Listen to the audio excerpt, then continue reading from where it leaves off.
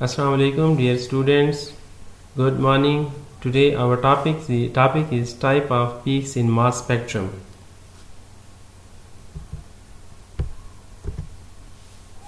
Molecular ion peak.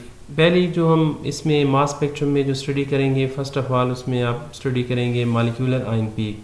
The ion formed from a molecule by the removal of one electron of lowest ionization potential is known as molecular ion peak. ये ऐसी peak होती है जब आपके पास initially compound को bomber किया जाता है with the help of 70 electron volts, तो वहाँ से एक इलेक्ट्रॉन जो है निकल जाता है और आपके पास एक पीक बन जाती है, एक आयन बन जाता है, जिसको ऑलरेडी हमने स्टडी किया था कि उसको हम कहते हैं मॉलिक्यूलर आयन. तो उससे जो आपके पास पीक बनती है उसको हम नाम देते हैं molecular ion peak.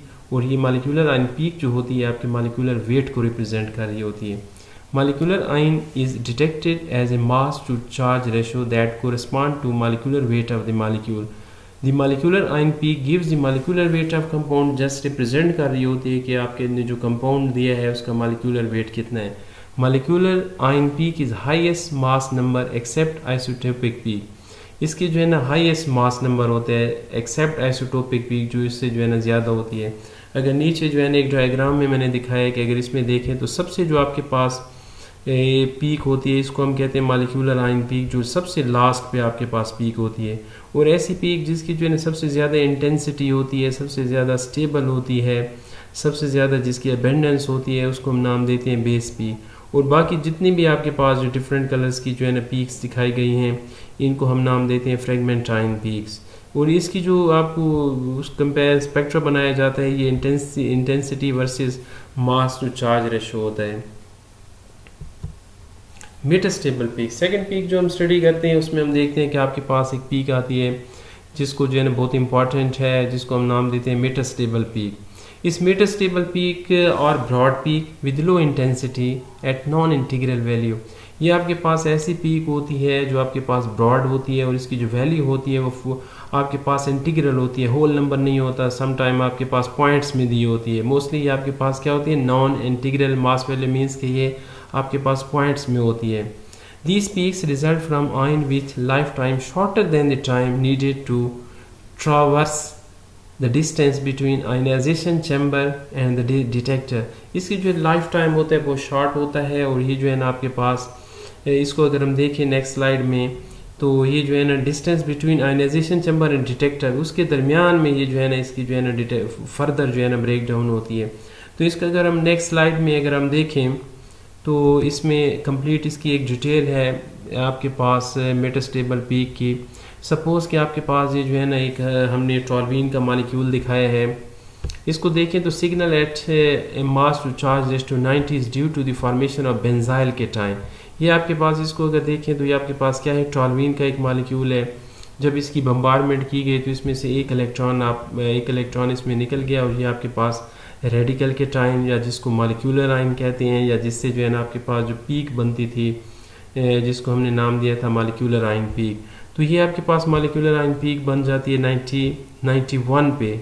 This is due to benzyl cation. इसको क्या कहते हैं, इसको मॉलिक्यूलर आयन कहते हैं. फिर इससे जो है ना 91 पे आपके पास एक पीक, इससे हाइड्रोजन जब निकलता है तो आपके पास ये बन जाते हैं benzyl cation. This is benzyl cation. CH2 इसके ऊपर लगो. ये आपको मॉलिक्यूलर आयन मॉलिक्यूलर पीक देता है, मॉलिक्यूलर वेट को रिप्रेजेंट करता है. जबकि जब इससे एक हाइड्रोजन निकल जाता है ये जो यहाँ पे दिखाया गया तो इससे आपके पास क्या बन जाता है benzyl cation which rearranges to form give tropylium ion. जो अपने आप को रीअरेंज करके यहाँ पे देखें अगर इसको तो ये आपके पास 6 मेंबर बेंजीन है, CH2 लगा हुआ है. तो इसकी फर्दर रीअरेंजमेंट हो जाती है और इससे जो है ना आपके पास एक ट्रोपिलियम आयन बन जाता है जो आपके पास पीक दे रहा होता है मास टू चार्ज रेशो 91 पे आपको जो है ना पीक दे रहा होता है. और ये रीअरेंजमेंट के नतीजे में बनता है. The signal at mass to charge ratio 65 is due to C5H5 cation and this signal at mass to charge ratio 46.4 is the result of metastable peak which is broad. अगर हम इसको देखें तो इसकी जो है ना फर्दर जो ब्रेक डाउन होती है, ये जो आपके पास ट्रोपिलियम केटाइन खड़ा है 91 पे ये ब्रेक होता है और आपके पास एक पीक आ जाती है मास टू चार्ज रेशो 65 पे आपको मॉलिक्यूलर आयन एक पीक दे देता है. और इसके नतीजे में होता क्या है, in case the decomposition of fragmentation of 91 मास जो है C7H7 के टाइम, जिसकी जो है ना charge to ratio mass ratio आपके पास 91 है, टू साइक्लोपेंटाइल के टाइम C5H5 के time after acceleration before reaching the magnetic analyzer, a metastable peak at 46.4 is formed. अच्छा, ये जो आपके पास यहाँ पे ये जो 90 ये जो आपके पास 91 का एक मालिक्यूल बना है, 91 से 65 में बन जाता है, तो वो कहते हैं कि ये आपके पास before reaching the magnetic analyser में पहुँचने से पहले डिकम्पोजिशन हो जाती है आयन की, ये जो 91 का आयन है, और उससे जो है ना एक और पीक भी बन जाती है जिसको हम कहते हैं कि दैट इज़ मेटास्टेबल पीक. अगर हम इसको देखें, ये आपके पास है, समझे कि पेरेंट पीक बन गई, इस पेरेंट से आपके पास 65 जो है ना एक पीक बनी, इन दोनों के दरमियान में जो एक पीक बन जाती है before reaching the magnetic analyser, that is called metastable peak. अगर इसको हम देखें, ये आपके पास पेरेंट, इसको हम कह लें, कंसिडर कर लें कि ये आपके पास M1 है, और ये जो आपके पास ब्रेक हो जाता है ये M2 हो जाता है आपके पास, और ये जो आपके पास मेटास्टेबल पीक होती है that is represented by M star. तो इसको इस फार्मूले के थ्रू हम जो है ना मेजर करते हैं कि ये मेटास्टेबल पीक जो आपके पास होती है ये कैसे बन जाती है. तो इसको हम कहते हैं M star that is equal to ये जो आपके पास 65 पे ये जो है ना साइक्लो पेंटाइल केटाइन बना है, इसकी पीक जो 65 पे आती है, इसका हम स्क्वायर लेते हैं वो डिवाइडेड बाय M1, जो आपके पास ये M1 खड़ा है, जिसकी मॉलिक्यूलर मास आपके पास 91 है, जो आपको दे रहा है मास टू चार्ज रेशियो 91, इसका हम स्क्वायर ले लेते हैं 65 का, और इसको M2 का स्क्वायर लेते हैं डिवाइडेड बाय M1. तो इसको अगर हम मल्टीप्लाई करें, 65 का स्क्वायर लें और 91 पे डिवाइड करें, तो आपके पास ये जो पीक आ रही है 46.4, ये नॉन इंटीग्रल पीक है, और इसी पीक को हम नाम देते हैं मेटास्टेबल पीक. और इसी फार्मूले के थ्रू जो है ना हम डिफरेंट किस्म की जो है ना जो मेटास्टेबल पीक्स होती हैं उनको हम डिटरमिन कर सकते हैं.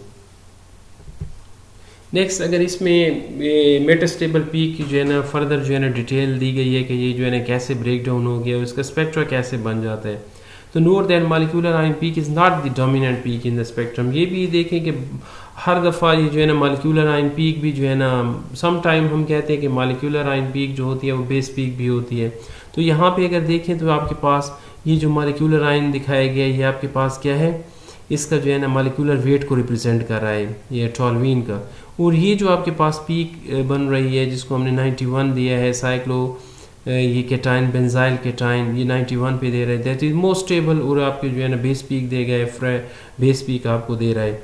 और इसकी जो फर्दर ब्रेक डाउन होती है तो हमने देखा है कि आपके पास ये 91 के एक 92 से मॉलिक्यूलर वेट हो गया, 91 पे उसकी एक पीक बनी है, ये जो आपके पास बेस पीक भी हम इसको कह सकते हैं. उससे फर्दर ब्रेक डाउन से आपके पास ये एक पीक बन जाती है 46.65 पे जो है ना आपके पास पीक बन जाती है. तो इन दो पीक्स के दरमियान में आपके पास जो है ना 46 पे जो है ना एक पीक आ रही है. अगर इसको हम देखें 46.4 पे, तो ये जो आपके पास पीक बनती है that is called metastable peak.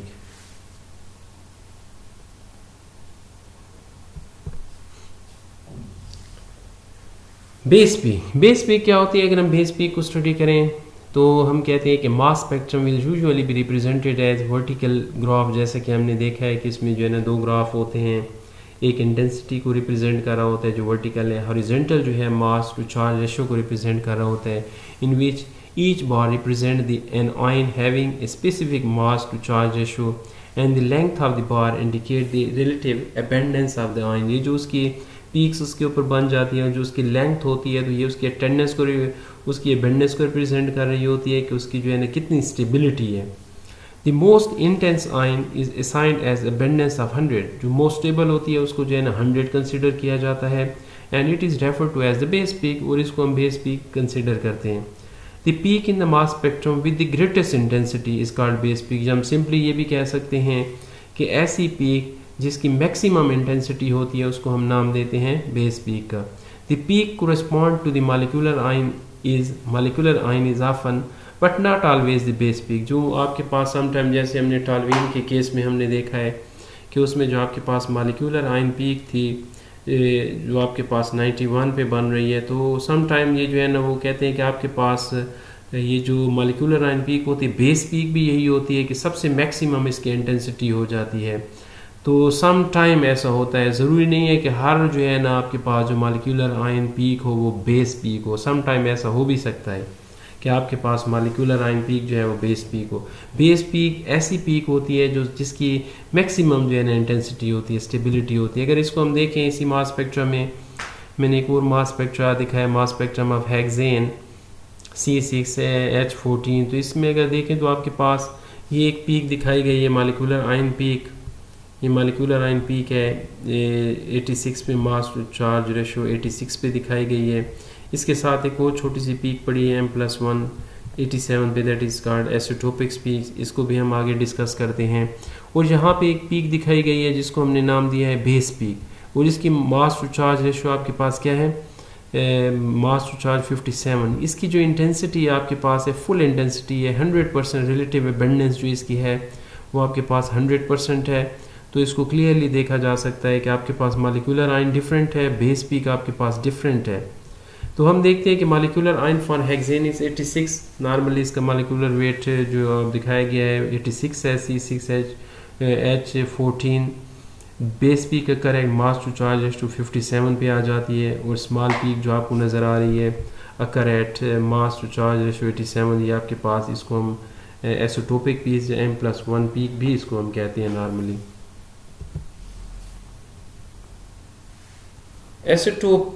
एसोटोपिक peak जिसको हम नॉर्मली रिप्रेजेंट करते हैं, the peak representing ion that are one mass unit greater than the nominal mass peak और एसोटोपिक पीक। ये ऐसी पीक होती है which is almost greater than 1 और 2 unit than molecular ion peak. Molecular ion peak से थोड़े से 1 unit या 2 यूनिट या समटाइम 3 यूनिट डिफरेंट होती है। इसको जो है ना स्मॉल पीक होती है, इसकी इंटेंसिटी कम होती है, इसको हम नाम देते हैं isotopic peak. The intensity of the isotopic peak relative to the intensity of nominal mass peak can often be used in determination of ion elemental composition। तो ये आयन एलिमेंटल कंपोजिशन को डिटर्मिनेशन के लिए भी इस्तेमाल की जाती है, और इसकी जो स्टेबिलिटी होती है, रिलेटिव अटेंडेंस, रिलेटिव इंटेंसिटी होती है, या उसको हम अबेंडेंस कह लें, वो इंतहाई कम होती है, जिससे जो है ना बहुत ही उसको जो है ना छोटे से एक जो है ना लाइन से रिप्रेजेंट किया जाता है। इसी स्पेक्ट्रम में अगेन मैं जो है ना साइक्लोहेक्सेन का अगर मैं स्पेक्ट्रम दिखाऊँ, mass spectrum of hexane C6H4, तो उसमें भी आसानी से इस जो है ना इस पीक को देखा जा सकता है कि ये जो 86 पे आपके पास पीक आ रही है 86 पे, ये आपके पास मॉलिक्यूलर आयन पीक है, और इसके साथ जो है ना 1 यूनिट ग्रेटर 87 पे ये जो आपको पीक दिखाई दे रही है, that is represent isotopic peak. ये जो है ना इसके आइसोटोप को रिप्रेजेंट कर रही है। या इसी पीक को इन अदर वर्ड्स भी स्मॉल पीक M+1 पीक भी इसको कहते हैं। समटाइम M+2 पीक भी आपके पास जो है ना आइसोटोपिक पीक होती है। अगर उसका जो है ना आइसोटोप का मॉलिक्यूलर वेट जो है ना 2 यूनिट ज़्यादा हो जाता है, तो उसकी जो है ना M+2 भी हम जो है ना रिप्रेजेंट करते हैं, लेकिन इसकी जो इंटेंसिटी अबेंडेंस होती है बहुत कम होती है।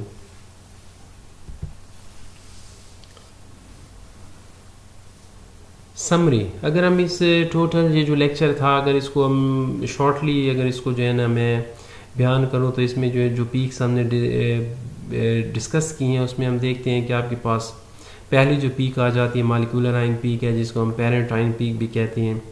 ये आपके पास होती थी ion obtained by the loss of 1 electron from the molecule. इसको M+1 से रिप्रेजेंट किया जाता है, इसको रेडिकल कैटायन भी हम कहते हैं। तो इससे जो आपके पास पीक बनती है 1 इलेक्ट्रॉन लॉस करने से, that is called molecular ion peak. Base peak क्या होती है? The most intense peak in the mass spectrum assign 100% intensity. ऐसी पीक जिसकी मास स्पेक्ट्रम में 100% इंटेंसिटी होती है, अगर सिंपली हम उसको कहें, that is called base peak. और ये सबसे जो है ना हाइट पे होती है, सबसे ज़्यादा इसकी जो है ना इंटेंसिटी होती है। रेडिकल कैटायन क्या होते हैं? Positively charge species with an odd number of electron. जब सबसे पहले इलेक्ट्रॉन निकलता है, 1 इलेक्ट्रॉन निकलता है, तो जो आपके पास स्पीशी बन जाती है उसको हम नाम देते हैं रेडिकल कैटायन।